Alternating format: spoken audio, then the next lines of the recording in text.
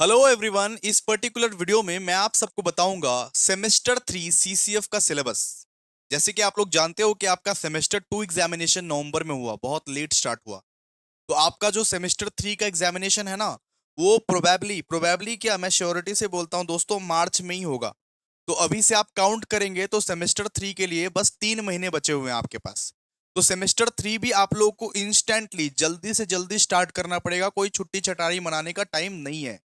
Semester 2 के exam के instantly बाद आप लोगों को सेमेस्टर 3 स्टार्ट करना पड़ेगा। तो दोस्तों, आज मैं आप सबको बताने वाला हूं कि आखिरकार सेमेस्टर 3 में आप लोगों को क्या क्या पढ़ना है। सिलेबस क्या टफ हो गया या इजी है, क्या क्या पढ़ना है, कितना टफनेस लेवल है, इजी है कि नहीं है, सब कुछ आप लोगों को इस पर्टिकुलर वीडियो में मैं आपको बता देने वाला हूं। बस एक बार लाइक कर दो, शेयर कर दो, सब जन के साथ शेयर करना, बिकॉज सेमेस्टर 3 का इंस्टेंट प्रिपरेशन बहुत ज्यादा रिक्वायर्ड है। बिकॉज 3 महीने में तुम्हारा एग्जाम होने वाला है, 3 महीने में।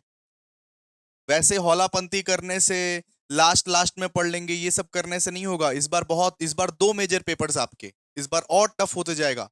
जैसे जैसे आप लोग का लेवल बढ़ते जाएगा वैसे वैसे सिलेबस और टफ होते जाएगा, ठीक है। तो सबसे पहले देखिए सेमेस्टर 3 का खासियत, आप लोगों को इस बार 2 मेजर्स पेपर्स पढ़ना है। आपने सेमेस्टर 1 में एक फाइनेंशियल अकाउंटिंग पढ़ा था, सेमेस्टर 2 में बस एक कॉस्ट अकाउंटिंग पढ़ा था। इस बार आपको कॉस्ट अकाउंटिंग तो पढ़ना ही है, साथ ही साथ डायरेक्ट टैक्स भी पढ़ना है। तो सेमेस्टर 3 का सिलेबस में सबसे पहला चीज है कॉस्ट अकाउंटिंग। कॉस्ट अकाउंटिंग आप लोगों को पढ़ना है, जो कि भाई कॉस्टिंग 1 से कॉस्टिंग 2 टफ है। कॉस्टिंग 1 से कॉस्टिंग 2 टफ है। कॉस्टिंग 1 में तुम 5 चैप्टर पढ़ा था, कॉस्टिंग 2 में हम तुमको 8-9 चैप्टर पढ़ाएंगे, ठीक है। और इस बार डायरेक्ट टैक्स भी आ गया, मतलब कॉस्ट और टैक्स दोनों मिलके तहलका मचाएंगे इस बार। क्लियर है। अब माइनर पेपर का बात करें तो माइनर पेपर या तो आपके कंज्यूमर बिहेवियर है या तो आपके फंडामेंटल ऑफ इंफॉर्मेशन सिस्टम है। तो भैया हमको कैसे पता चलेगा कि हमारा कौन सा है? तो आपके कॉलेज बताएंगे आपको, ठीक है। आप अगर फर्स्ट सेमेस्टर में पीपीएम लिए होंगे, सेकेंड सेमेस्टर में आप अगर एमएमएचआरएम लिए होंगे, तो आप लोगों का हो सकता है कंज्यूमर बिहेवियर देगा, ठीक है, ठीक है। तो आपको कॉलेज ही बताएगा, आपको कॉलेज बताएगा कि आपका M1 है ना M2 है। आप सीधा सा बात है, कॉलेज से संपर्क करें आप लोग कि आप लोग कंज्यूमर बिहेवियर पढ़ने वाले हो या फंडामेंटल ऑफ इंफॉर्मेशन सिस्टम पढ़ने वाले हो। अब देखिए इकोनॉमिक्स में, जैसे इकोनॉमिक्स सेमेस्टर 1 में हुआ करता था, सेमेस्टर 2 में भी इकोनॉमिक्स था, वैसे ही सेमेस्टर 3 में भी आप लोगों का इकोनॉमिक्स है। बिल्कुल 75 मार्क्स का टोटल मार्क्स रहेगा। 50 मार्क्स का मेन एग्जाम, 25 मार्क्स का इंटरनल, ठीक है। इसका नाम है इंडियन इकोनॉमिक इन्वायरमेंट। बहुत इंटरेस्टिंग है, बहुत इंटरेस्टिंग है। इंडियन इकोनॉमिक बहुत इंटरेस्टिंग है। मतलब नॉर्मल इकोनॉमिक्स से, जो माइक्रो इकोनॉमिक्स मैक्रो इकोनॉमिक्स में सम्स वम्स ये वो जो रहता था, यहाँ पे प्रॉपर प्योर थ्योरी है, प्योर थियरी है। बहुत इंटरेस्टिंग है, इंटरेस्ट के साथ आप पढ़ोगे एकदम, ठीक है। फिर आप लोगों का इंग्लिश हिंदी या बांग्ला रहेगा। इंग्लिश हिंदी या बांग्ला मिल, मतलब अगर आप हिंदी सिलेक्ट किए होंगे तो हिंदी रहेगा, इंग्लिश सेलेक्ट किए होंगे तो इंग्लिश रहेगा, और अगर बांग्ला सेलेक्ट किए होंगे तो बांग्ला रहेगा। ये भी आपको आपका कॉलेज से ही पता चल जाएगा, कॉलेज से कांटेक्ट करिएगा, आपका हिंदी है, इंग्लिश है ना बांग्ला है, ठीक है।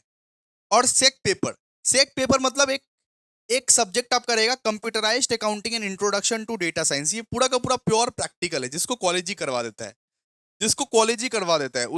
उतना झोल झपाटा इसमें नहीं है, आसानी से आप मार्क्स ले आ सकते हो। इस वाले सब्जेक्ट को पूरा का पूरा कॉलेज ही करवा देगा, इतना झोल झपाटा इसमें नहीं है, ठीक है। तो बेसिकली आपको कितने सब्जेक्ट पढ़ने हैं?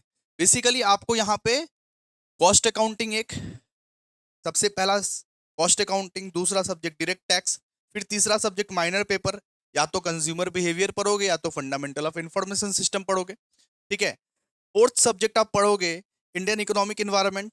फिफ्थ सब्जेक्ट आप पढ़ोगे हिंदी इंग्लिश या बांग्ला। एईसी हिंदी भी रहेगा इस बार, एईसी बांग्ला भी रहेगा, या एईसी इंग्लिश रहेगा, या उर्दू, उर्दू भी रहता है, ठीक है। जो आपका सिलेक्टेड रहेगा वो आप पढ़ोगे, ठीक है। ये आपको कॉलेज बताएगा, ये सब सब आपको कॉलेज बताएगा। और 6 में आपको कंप्यूटराइज्ड अकाउंटिंग पढ़ना है, जो कि पूरा प्रॉपर कॉलेज बेस्ड स्टडी है। कॉलेज में ही प्रैक्टिकल करवाएगा, सिखाएगा प्रैक्टिकल वहीं से, और आपको एग्जाम भी देना है वहीं से। आसान है ये सब पेपर, ठीक है। सबसे आसान ये पेपर है, ये वाला पेपर है, ये सब सब कॉलेज वॉलेज में होता है, ठीक है। दोस्तों, आप बोलोगे कि सर आप सेमेस्टर 3 का क्लासेस कब से स्टार्ट कर रहे हो? तो दोस्तों मैं वेट नहीं कर सकता, बिकॉज इंस्टेंटली प्रिपरेशन बहुत ज़्यादा ज़रूरी है। बुक्स वुक्स भी बनाने दे दिया हूँ, बुक्स वुक्स भी बन के रेडी हो गया है। हमारा जो बुक्स है ना, वो भी बन के रेडी हो चुका है, ठीक है। तो इंस्टेंटली प्रिपरेशन बहुत ज़्यादा ज़रूरी है। तो सेमेस्टर 3 का जो फ्रेश बैच हमारा जो फ्रेश बैच है वो स्टार्ट हो रहा है दोस्तों 20 तारीख से। कितना तारीख से? 20 तारीख से, 20 नवंबर से स्टार्ट हो रहा है हमारा फ्रेश बैच। डेली क्लासेस होंगे और डेली डिटेल्ड क्लासेस क्योंकि 3 महीने में सिलेबस कंप्लीट कराना है हमको, 3 महीने में, ठीक है। तो सेमेस्टर 3 सीसीएफ का जो फ्रेश बैच है वो हमारा 20 नवंबर से चालू हो जाने वाला है, जहां पे डीप कंसेप्चुअल क्लैरिटी के साथ सबसे पहले करवाया जाएगा। उसके बाद रिवीजन तो आप देखते ही हो कितना सारा करवाते हैं, ठीक है।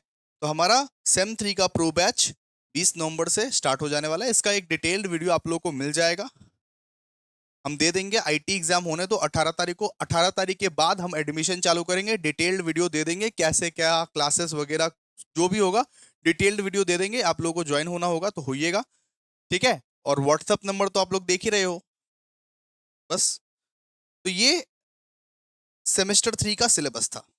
Cost accounting, direct tax 1, consumer behaviour या fundamental of information system, Indian economic environment, Hindi English Bangla में से कोई एक रहेगा, या कंप्यूटराइज्ड अकाउंटिंग, ठीक है। Okay, thank you. आज के लिए इतना ही।